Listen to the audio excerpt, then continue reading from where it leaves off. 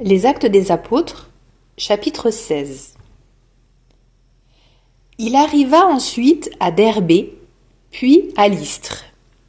Il y avait là un disciple nommé Timothée. Sa mère était une juive devenue croyante, mais son père était grec. À Lystre et à Iconium, les frères lui rendaient un bon témoignage. Paul désirait l'emmener, il le prit avec lui, et le fit circoncire à cause des Juifs de la région, car ils savaient tous que son père était grec. Dans les villes où Paul et ses compagnons passaient, ils transmettaient les décisions prises par les apôtres et les anciens de Jérusalem pour qu'elles entrent en vigueur. Les églises s'affermissaient dans la foi, et le nombre de leurs membres augmentait chaque jour. Paul et ses compagnons traversèrent la Phrygie et le pays des Galates, car le Saint-Esprit les avait empêchés de dire la parole dans la province d'Asie. Arrivés en Mysie, ils essayèrent d'atteindre la Bithynie, mais l'Esprit de Jésus s'y opposa. Ils longèrent alors la Mysie et descendirent jusqu'à Troas. Pendant la nuit, Paul eut une vision. Un Macédonien lui apparut, debout, qui lui faisait cette demande.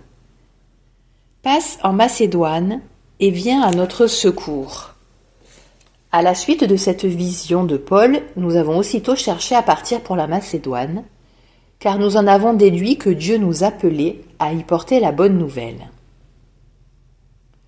De Troas, nous avons gagné le large et filé tout droit sur l'île de Samothrace, puis, le lendemain, sur Néapolis et ensuite sur Philippe, qui est une cité de premier district de Macédoine et une colonie romaine. Nous avons passé un certain temps dans cette ville, et le jour du Shabbat, nous avons franchi la porte pour rejoindre le bord de la rivière où nous pensions trouver un lieu de prière.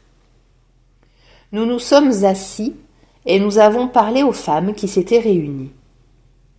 L'une d'elles, nommée Lydie, une négociante en étoffe de pourpre, originaire de la ville de Thyatire et qui adorait le Dieu unique, écoutait. Le Seigneur lui ouvrit l'esprit pour la rendre attentive à ce que disait Paul. Quand elle fut baptisée, elle et tous les gens de sa maison, elle nous adressa cette invitation. « Si vous avez reconnu ma foi au Seigneur, venez donc dans ma maison pour y demeurer. » C'est ainsi qu'elle nous a forcé la main. Comme nous allions au lieu de prière, voilà que vint à notre rencontre une jeune servante qui était possédée par un esprit de divination. Elle rapportait de gros bénéfices à ses maîtres par ses oracles. Elle se mit à nous suivre, Paul et nous, et elle criait « Ces hommes sont des serviteurs du Dieu Très-Haut, et ils vous annoncent le chemin du salut. » Elle faisait cela depuis plusieurs jours quand Paul, excédé, se retourna et dit à l'esprit « Au nom de Jésus-Christ, je te l'ordonne, sors !» Et à l'instant même, il sortit. Les maîtres, voyant s'en aller l'espoir de leurs bénéfices, se saisirent de Paul et de Silas et les traînèrent sur la place publique auprès des autorités.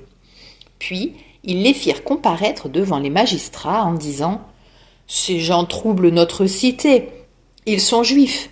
Et ils prônent des coutumes que nous n'avons pas le droit d'accepter ni de pratiquer, nous qui sommes citoyens romains. »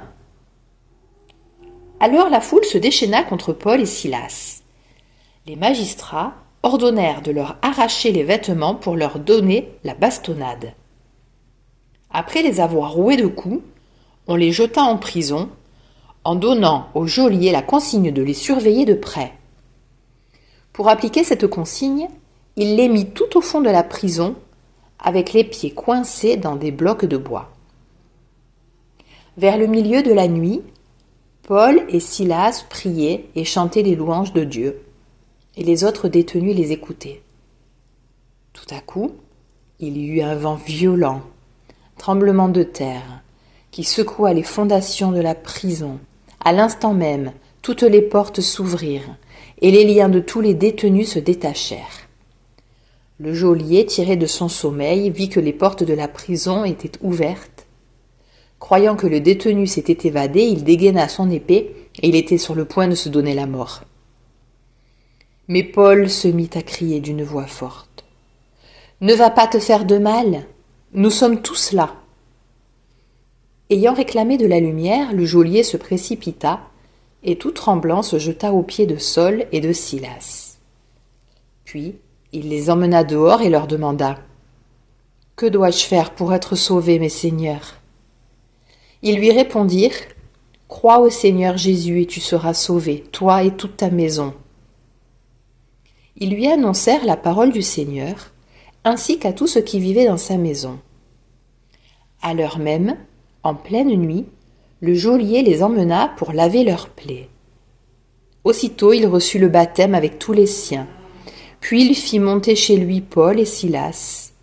Il fit préparer la table, et avec toute sa maison il laissa déborder sa joie de croire en Dieu. Quand il fit jour, les magistrats envoyèrent leurs gardes dire au geôlier « Relâche ces gens !» Le geôlier rapporta ces paroles à Paul. « Les magistrats ont envoyé dire de vous relâcher. Sortez donc maintenant et partez en paix. » Mais Paul dit aux gardes « Ils nous ont fait flageller en public, sans jugement, alors que nous sommes citoyens romains. Ils nous ont jetés en prison. Et maintenant c'est à la dérobée qu'ils nous expulsent? Il n'en est pas question. Qu'ils viennent eux-mêmes nous faire sortir. » Les gardes rapportèrent ces paroles aux magistrats. Ceux-ci furent pris de peur en apprenant que c'étaient des Romains. Ils vinrent donc les apaiser. Ils les firent sortir en leur demandant de quitter la ville. Une fois sortis de la prison, Paul et Silas entrèrent chez Lydie. Ils virent les frères et les réconfortèrent, puis ils partirent.